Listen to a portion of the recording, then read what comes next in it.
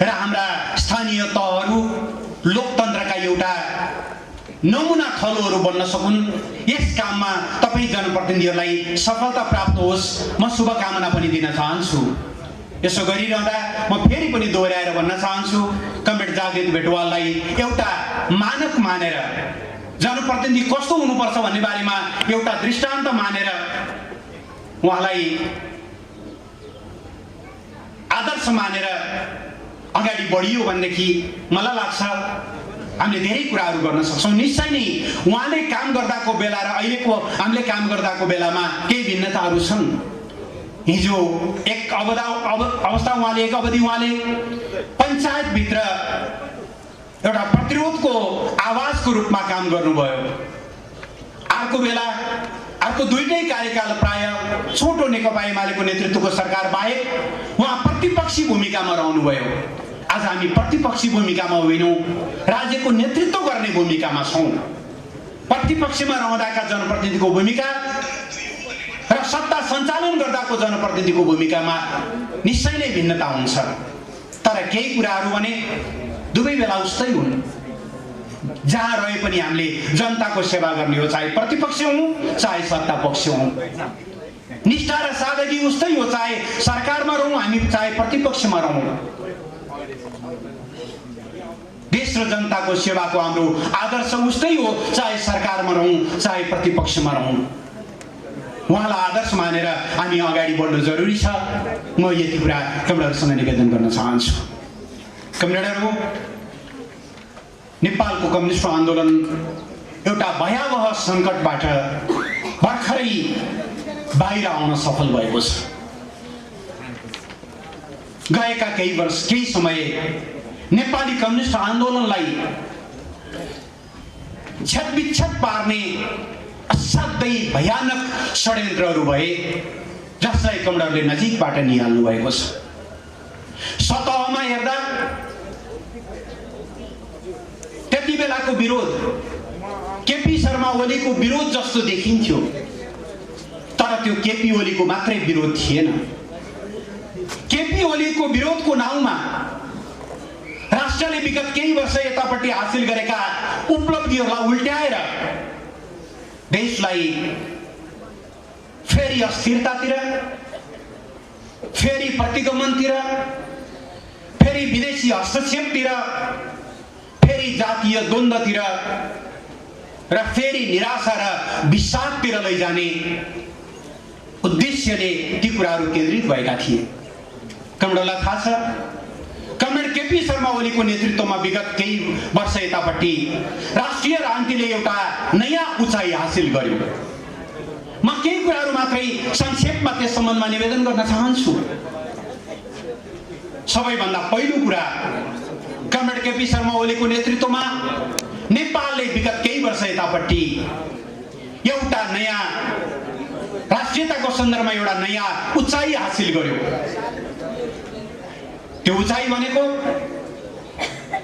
देशहरू आकारमा ठुला होलान् अथवा साना, जनसङ्ख्यामा धेरै होलान् अथवा थोरै, विकासको स्तरमा धनी होलान् अथवा गरिब, तर मुलुकको सार्वभौम सत्ता बराबरी हो र हरेक मुलुकको त्यो सार्वभौम सत्तालाई त्यही ढङ्गले सम्मान र कदर गरेर अगाडि बढिनुपर्छ र नेपाल त्यही सार्वभौम समानताको जगमा आफ्ना राष्ट्रियताका मुद्दाहरूलाई अगाडि बढाउन चाहन्छ।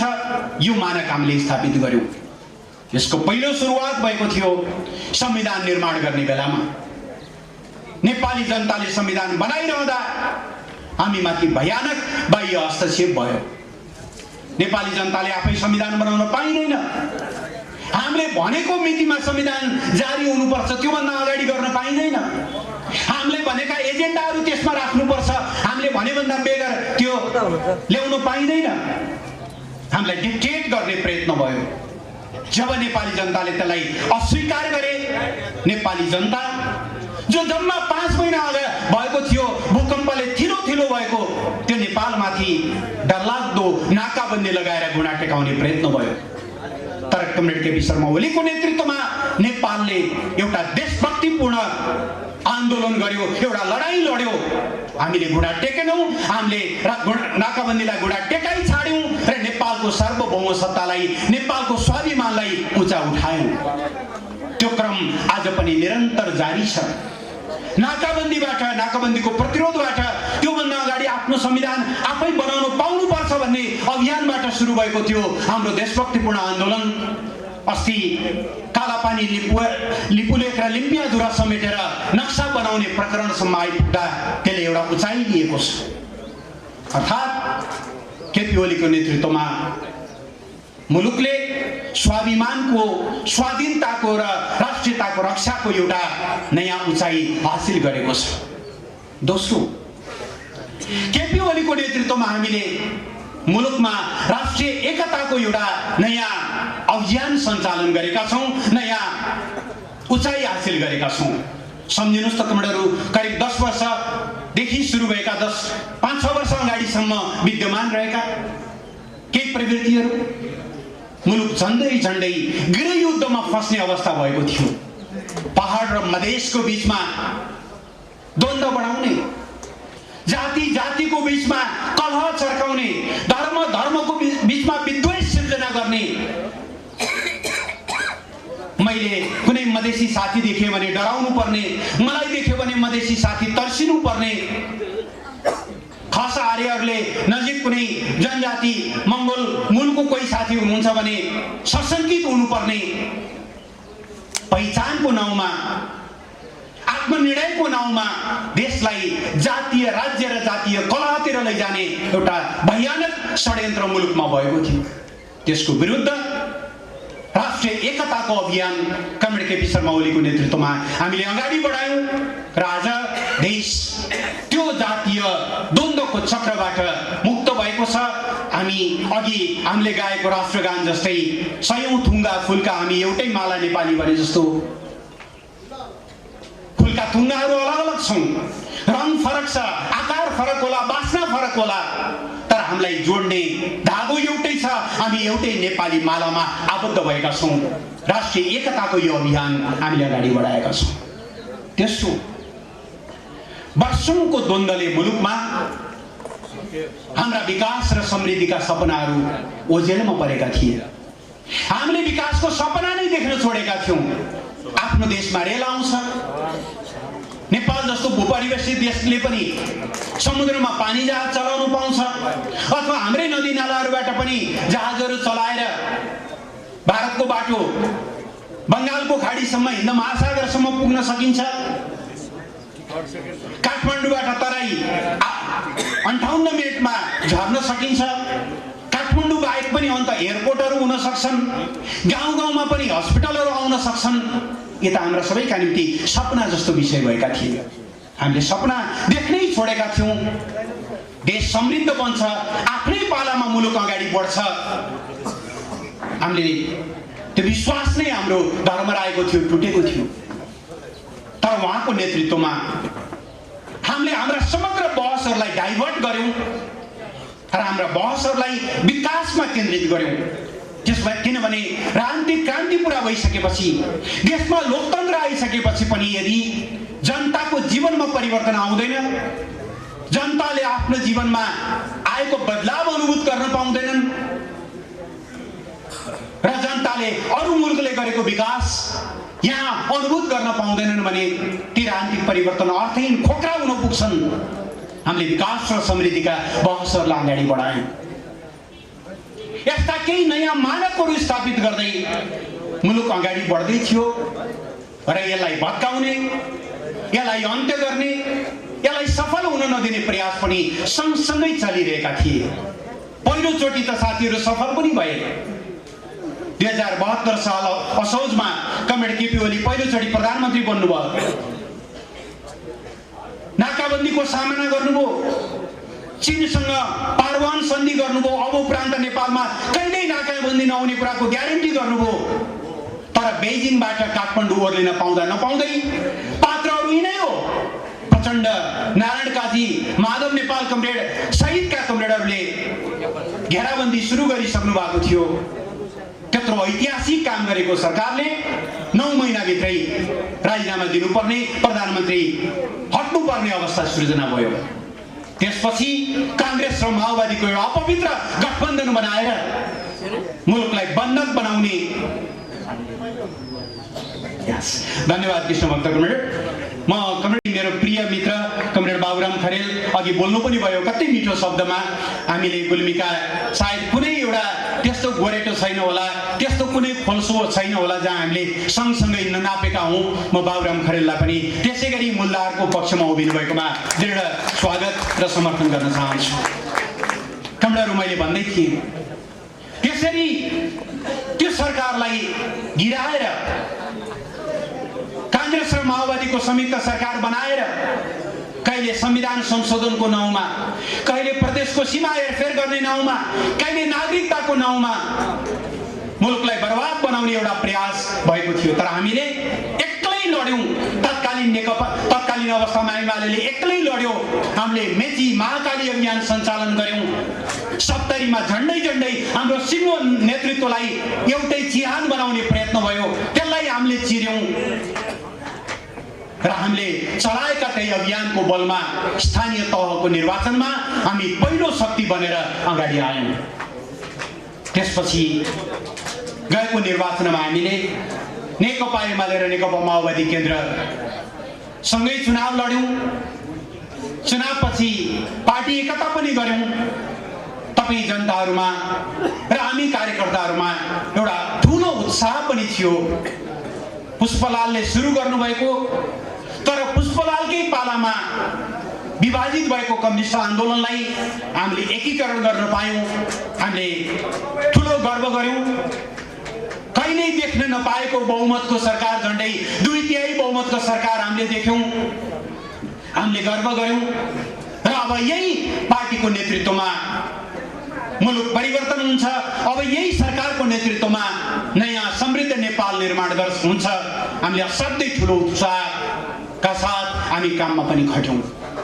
तर दुर्भाग्यवश हाम्रो पार्टीका केही नेताहरूका निम्ति त्यो एकता देश बदल्ने अवसर होइन, सत्तामा जाने भर्याङ मात्रै बन्नु पुग्यो।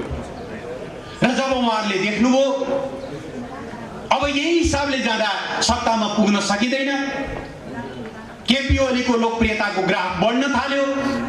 केपी ओलीको नेतृत्वमा एकपछि अर्को गर्दै मुलुकले सफलता प्राप्त गर्दै जान थाल्यो।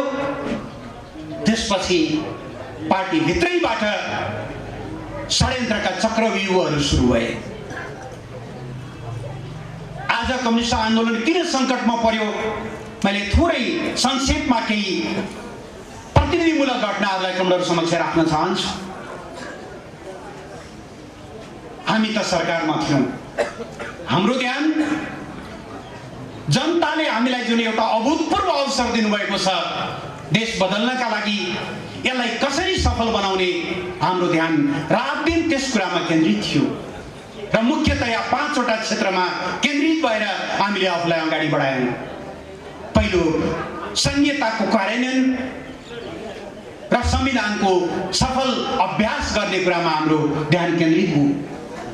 हामीले दर्जनौं नयाँ कानूनहरू बनायौं, संहितालाई खुट्टा टेक्ने बनायौं र अभ्यास भएको छोटो समयमै तिनै तहका सरकारहरूको माध्यमबाट मुलुकमा संहिताको सफल अभ्यास हामीले अगाडि बढायौं। अहिले संसारमा 28 वटा मुलुकमा संहिता छ। म कमरेडलाई आग्रह गर्न चाहन्छु, नेपाल जस्तो संविधान जारी भएको 3 वर्षभित्र र चुनाव भएको 1 वर्षभित्र सबै कानूनहरू बनाएर, सबै कर्मचारीहरू खटाएर, सबै बजेटहरूको व्यवस्था गरेर तिनै तहका सरकारहरूले यसरी स्मुथली काम गरेको संहिता कुनै देशको अभ्यास छैन। कयौं देशमा दशकौं लागेको छ कानून बनाउन, कयौं देशमा दशकौं लागेको छ अधिकारको बाँडफाँड गर्न, तर हामीले 1 वर्षमै ती कामहरूलाई सम्पन्न गर्यौं। दोस्रो, राष्ट्रियतालाई अगाडि बढाउन हामीले भारतसँग होस् या चीनसँग सार्वभौम समानताका आधारमा ऐतिहासिक रूपमा हामीले पहलहरू गर्यौं।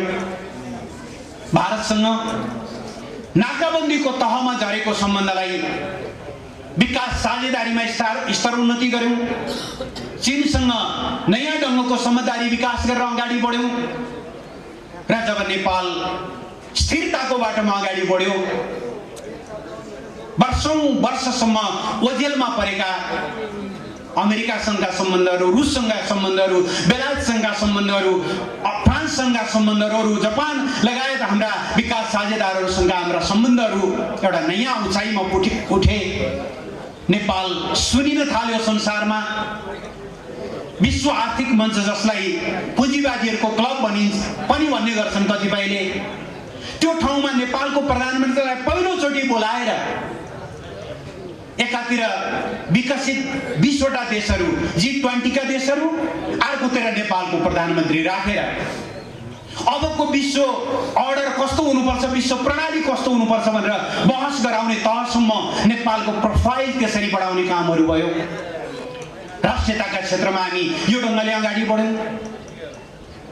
जब भारतले हाम्रा भूभाग समेटेर नक्सा प्रकाशन गर्यो, नेपालले साहसपूर्वक त्यो नक्सा सच्याउन भन्यो, ती भूभाग नेपालका हुन् भन्यो, वार्ताको माध्यमबाट समाधान गर्ने प्रयत्न गर्यो।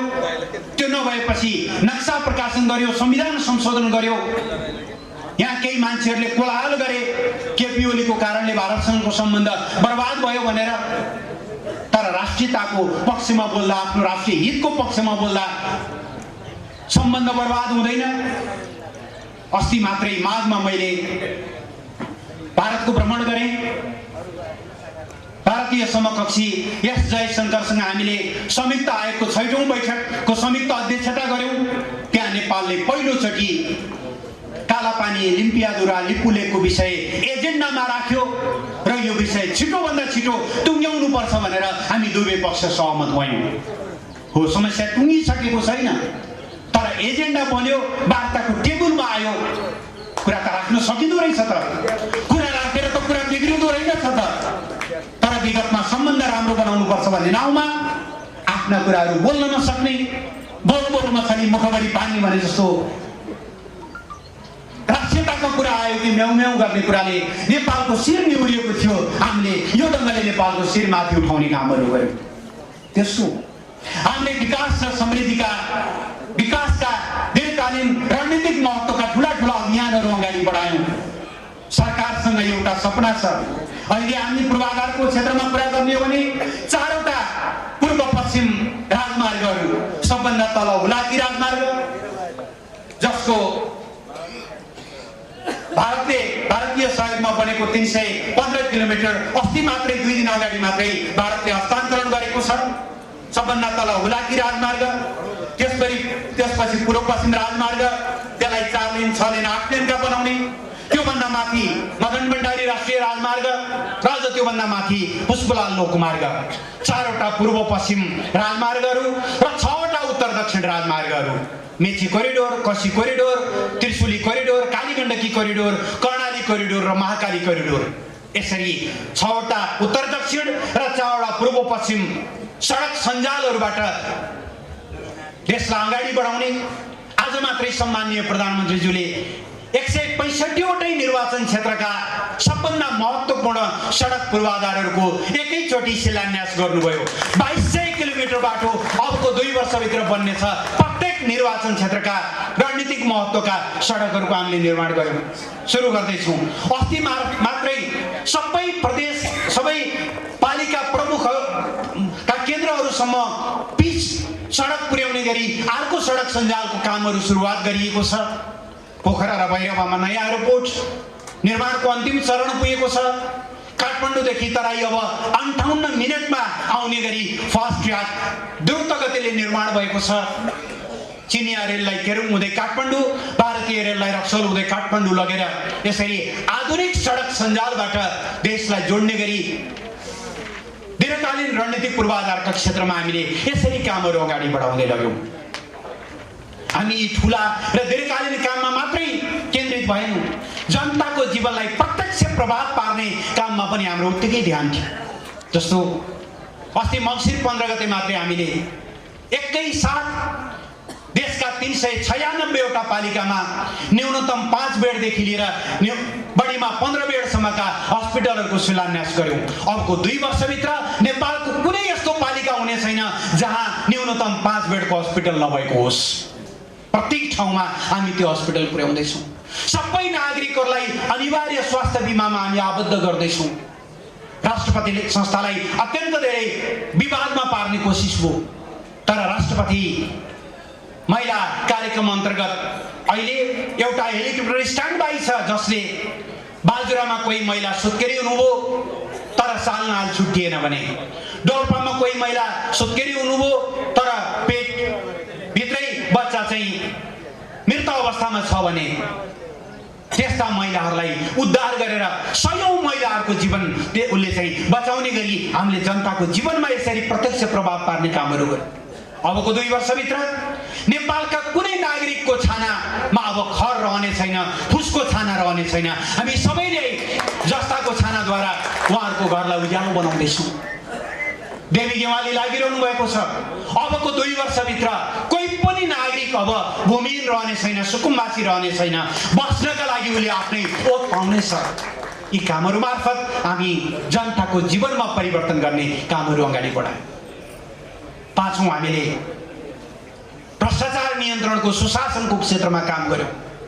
विगतमा मुलुक अस्थिरतामा भएको बेला जसले जति सक्छ लुटेर खाने खालको एउटा प्रवृत्ति भएछ।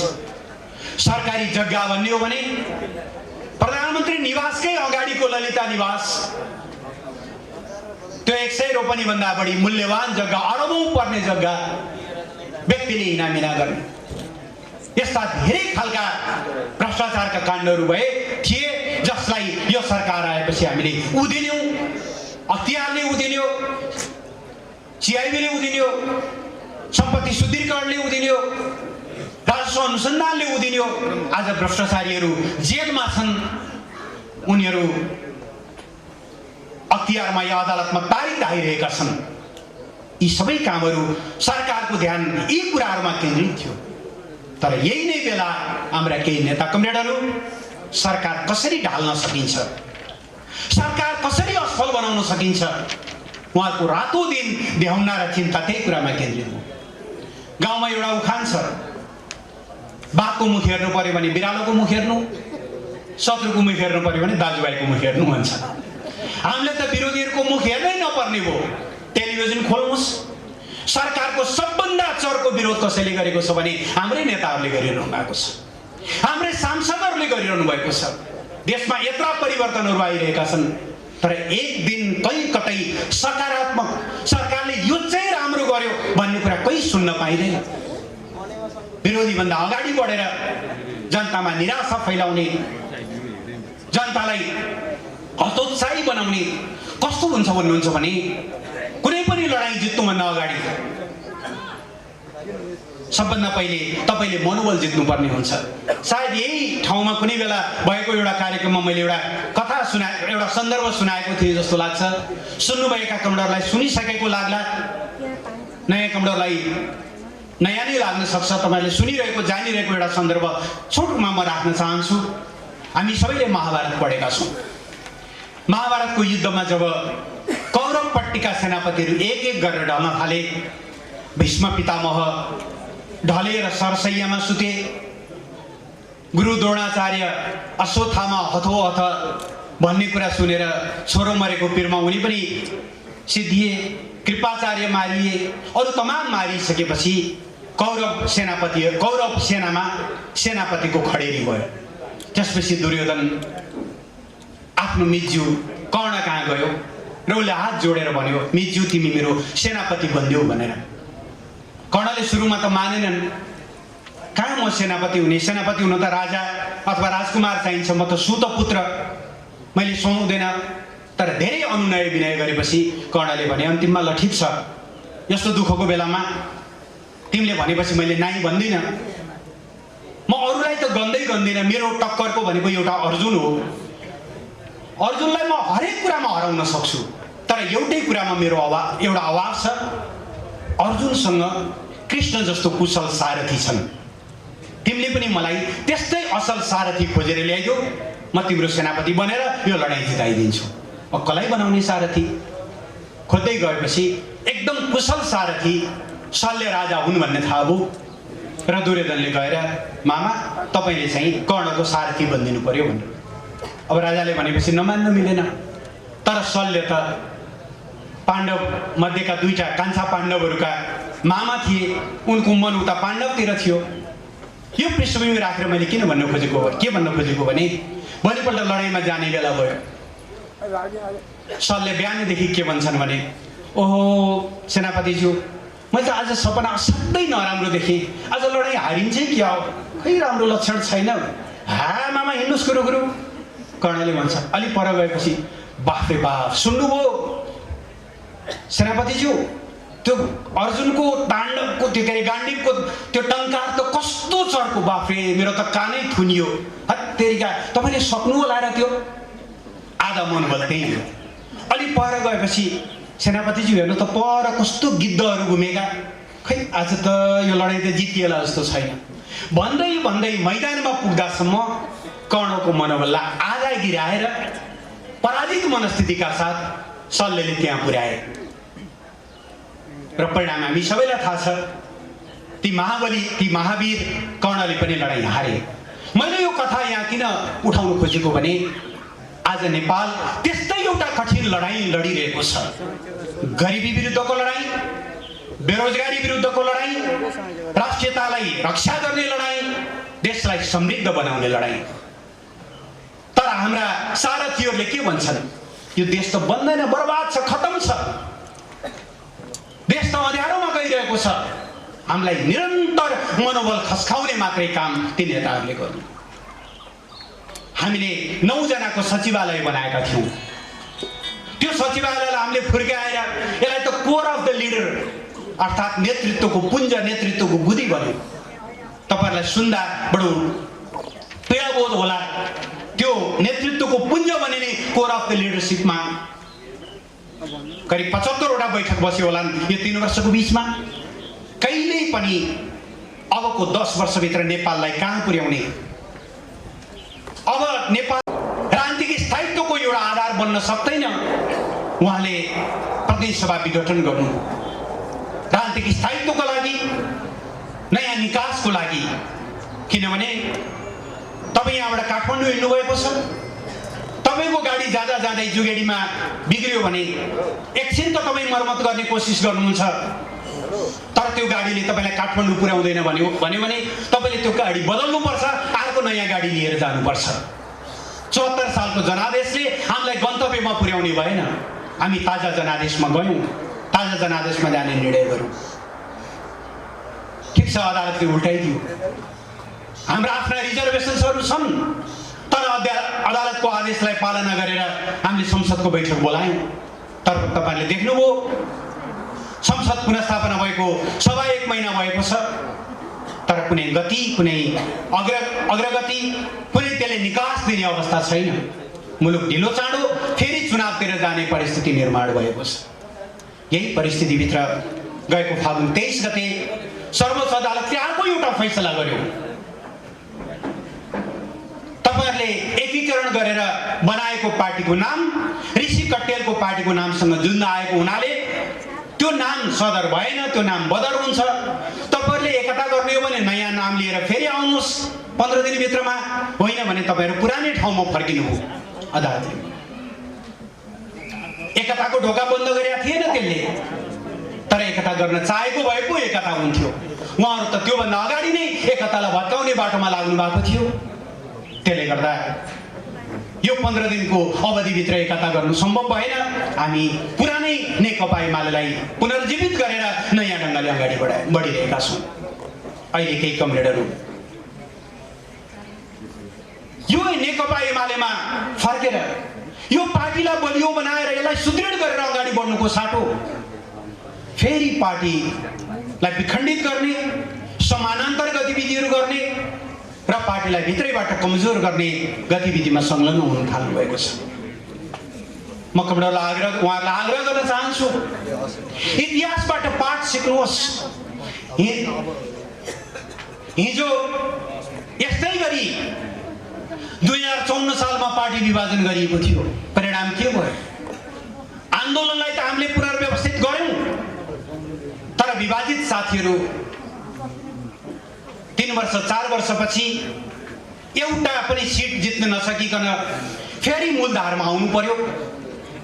तर आन्दोलनले अलिकति क्षति बिहोर्नु पर्यो। म कमरेड माधव नेपाल सहित नेताहरूलाई आग्रह गर्न चाहन्छु, आज तपाईहरुले जे गतिविधि गरिरहनु भएको छ त्यो देशको हितमा होइन, त्यो जनताको हितमा होइन, लाखौं कार्यकर्ताहरूको भावना अनुरूप होइन। तपाईहरुका क्रियाकलापले कम्युनिस्ट आन्दोलनका बैरीहरू मात्रै रमाइरहेका छन्, विरोधीहरू मात्रै रमाइरहेका छन्।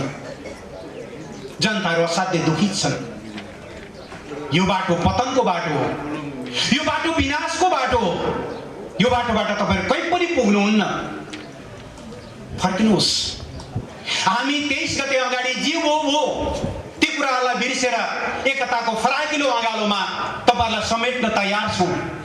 तर एउटै शर्त हो, फेरि नेकपा एमालेमा संस्थागत गुटबन्दी गर्ने, पार्टीलाई अग्रगतिको संवाहक होइन गुटबन्दीको एउटा किचलो हुने थलो बनाउने र देश र जनताका एजेन्डा होइन नेताहरूका कहिल्यै तृप्त नहुने कुण्ठाहरू भर्ने थलोको रूपमा त्यो पार्टीलाई प्रयोग गर्न मिल्दैन। हामी अहिले पनि आग्रह गरिरहेका छौं, गल्तीको बाटो सच्याएर पार्टीको मूलधारमा फर्किन। अन्यथा हामीले त केही गर्नु पर्दैन, तर जनताले तपाईहरुलाई अस्वीकार गर्नेछन्, तपाईहरुलाई तिरस्कृत गर्नेछन्। त्यो बाटो आन्दोलनलाई सफल बनाउने बाटो होइन। आज तपाईहरुले कारबाहीको बारेमा बडो गुनासो गर्दै हिँड्नु भएको छ, तर तपाईहरुले हेक्का राख्नु भएको छ। महाधिवेशनबाट निर्वाचित अध्यक्ष कमरेड केपी शर्मा ओली, संसदीय दलबाट सर्वसम्मत ढंगले निर्वाचित केपी शर्मा ओली आफ्नो पार्टीको प्रधानमन्त्री, आफ्नो पार्टीको अध्यक्ष, आफ्नो पार्टीको संसदीय दलको नेतालाई सडकबाट 3 पटकसम्म कारबाही गरेर साधारण सदस्यताबाट समेत निष्कासन गरेर यहाँकै नेताहरू के भन्दै हुनुहुन्थ्यो, अब केपी ओलीको काम त के छ र, अयोध्यापुरीमा गएर राम मन्दिरको पुजारी बन्ने त होला। कस्ता भाषा प्रयोग गर्दै हुनुहुन्थ्यो, कति सभ्यता प्रयोग गर्दै हुनुहुन्थ्यो तपाईहरुले। आखिर आज दुख त रहेछ नि त तपाईहरुलाई पनि। आफूलाई दुख छ भने यस्तो दुख्ने काम गर्नुहुन्न भन्ने कुरा तपाईहरुले ख्याल गर्नु पर्दैन थियो हिजो। हामी कुनै बदलाको भावनाबाट, कुनै प्रतिशोधको भावनाबाट गाइडेड छैनौं। हामीले त देश बनाउनु छ। उहाँहरुसँगको हाम्रो कुनै लडाई पनि होइन, उहाँहरु हाम्रो कुनै प्रतिद्वन्दी पनि होइन, उहाँहरु ठूलो समस्या पनि होइन। ठूलो समस्या त देशको गरिबी हो, देशको बेरोजगारी हो। देशलाई समृद्ध बनाउने कुरा हाम्रो मुख्य ध्यान त्यहाँनिर केन्द्रित छ। तर गलत बाटोमा हिँड्दा त्यसले आन्दोलनलाई क्षति पुग्छ। म कमरेड माधव नेपाल लगायतका नेताहरूलाई एउटा अनुमान, कमरेड प्रचण्डले के भनिरहनु भएको छ थाहा छैन, के उलामाला लगाइरहनु भएको छ थाहा छैन। जुन प्रचण्ड 64 सालको चुनावमा 240 सिट मध्ये 120 एक्लै जित्ने प्रचण्ड, 70 मा आइपुग्दाखेरि 240 मध्ये 26 सिट जित्ने प्रचण्ड, अस्ति एकता गरेर बल्ल बल्ल त्यो ठाउँमा पुग्नु भएको प्रचण्ड, जसका लागि माओवादी पार्टीको नाम समेत त घाँडो भइसक्यो। उहाँ आफै त कुन ढुङ्गा सवार गरेर पारी लाग्ने हो भनेर अलपत्र परिरहनु भएको छ। तपाईहरुलाई उद्धार गरिदिनुहुन्छ भन्ने भ्रममा हुनुहुन्छ भने त्यो एकदमै ठूलो गलत कुरा हो। त्यो बाटो नलाग्नुहोस् तिमीहरू। आउनुहोस् नेकपा एमालेलाई बलियो बनाऊ। तपाईहरुको पनि पसिना बगेको छ, हामीले सम्झिरहेका छौं। तर नेकपा एमालेको नाउँमा नेकपा एमालेकै जरा काट्ने, नेकपा एमालेको घरभित्र बस्ने, तर त्यही भित्र घरका पिलरहरूलाई कुटुकुटु कैँचीले अथवा चाहिँ छिनोले त्यसलाई चाहिँ भत्काउन कोसिस गर्ने हो भने त्यो पार्टी निर्माण हुँदैन। त्यो कुरा चाहिँ स्वीकार्य हुन सक्दैन। हामी यो ढंगले अगाडि बढ्छौं। कमरेड अन्त्यमा मैले यति आग्रह गर्न चाहन्छु, जहाज ल्यान्ड गरिसक्यो क्या सायद, त्यसबारे मैले छोट्याउनु पर्ने भएको छ। एउटा असाध्यै अप्ठ्यारो अवस्थाबाट कम्युनिस्ट आन्दोलन आज जोगिएको छ। अब यो आन्दोलनलाई एकताबद्ध बनाएर लैजाउँ। यसमा अहिले पूर्व माओवादी केन्द्रका पनि धेरै नेता कमरेडहरू, comrade Rambahadur Thapa, comrade Topbahadur Ayamajhi, comrade Lekhraj Bhatt लगायतका धेरै नेता कमरेडहरू, यहाँ जिल्लामा पनि धेरै कमरेडहरू समेटिनु भएको छ। यो हिजोको एमाले होइन, एउटा नयाँ एमालेको रूपमा, नयाँ एकीकृत एमाले एमालेको रूपमा आज विकसित भएको छ। यही पार्टीलाई सुदृढ गरेर हामी समृद्धिको अभियानलाई गन्तव्यमा पुर्याउँछौँ, राष्ट्रियताको अभियानलाई गन्तव्यमा पुर्याउँछौँ, हाम्रो देश बदल्ने सपनालाई गन्तव्यमा पुर्याउँछौँ। यो अभियानमा सबै कमरेडहरू केन्द्रित भएर लाग्नु हुन म आग्रह गर्न चाहन्छु। चितवन 77 जिल्लामध्ये एउटा जिल्ला मात्रै होइन। चितवन अगाडि बढ्दा त्यसले 76वटै बाँकी 76वटै जिल्लालाई गम्भीर रूपले प्रभावित पार्छ, प्रेरणा दिन्छ। तपाईहरू यहाँ पार्टी काम कसरी अगाडि बढ्छ भन्ने बारेमा 76वटै जिल्लाले आँखा लगाएर हेरिरहेका हुन्छन्। तपाईहरू जिल्लाहरूको पनि एक खालको नेता जिल्ला हो। यो नेता जिल्ला हुनुको नाताले तदनुरूप नै कमरेडहरूले कामलाई अगाडि बढाउनुहोस्। चुनौतीहरू छन् आन्दोलनमा, बाहिरका चुनौतीहरू त सधैँ छन्, घरभित्रै पनि अलिकति केही साथीहरूले चुनौती दिने कोसिस गर्नुभएको छ। तर ती सबै कुरालाई हामी चिरेर अगाडि बढ्छौँ, किनभने आम नेपाली जनताको साथ हामीलाई छ। जनताले बुझेका छन् देशले हिँड्नुपर्ने बाटो कुन हो भन्ने कुरा, र हाम्रा शक्तिका स्रोत जनता हुन्। ती जनतामाथि भरोसा गरौँ। कमरेडलाई पनि मेरो आग्रह छ, माथि धेरै हिसाब किताब नगर्नुहोस्। माथिको हिसाब किताबले त्यति अर्थ राख्दो रहेनछ। 54 सालमा माले विभाजित हुँदा 46 जना सांसदहरू हुनुहुन्थ्यो कमरेड वामदेव र सीपी मैनालीसँग। 46 जना हुनुहुन्थ्यो, तर चुनावमा के परिणाम आयो हामी सबैलाई थाहा छ। त्यसकारणले माथि होइन, जनतातिर फर्क्यौँ हामी। जनताको साथ भयो भने माथि नेताहरू आफ्नो आफ्नो बाटो हिँड्नुहुन्छ, त्यसले केही फरक पार्दैन। जनताको मन जितौँ, जनताको मन जित्ने गरी काम गरौँ, पार्टी कमिटीलाई सुदृढ बनाऊ, नयाँ सदस्यता अभियान विस्तार गरौँ, महाधिवेशनको तयारी गरौँ। यही बिचमा कुनै बेला निर्वाचन हुन सक्छ, निर्वाचनको पनि तयारी गर्दै अगाडि बढौँ। यही कुराहरू राख्दै फेरि एकचोटि म कमरेड जागृत भेटवालप्रति श्रद्धा सुमन अर्पण गर्न चाहन्छु। चितवनले एउटा नयाँ सङ्केत गरेको छ। आज एक किसिमले जुरुक्क उठेको छ। जुरुक्क उठेको यो चितवनलाई सलाम गर्दै म आफ्नो बनाएलाई न्यु टुङ्गाउन चाहन्छु। धन्यवाद। अभिवादन। कार्यक्रमलाई समापन गरिदिनु हुनका निमित्त आजको यस कार्यक्रमका सभाध्यक्ष तथा हाम्रो पार्टीका जिल्ला अध्यक्ष कमरेड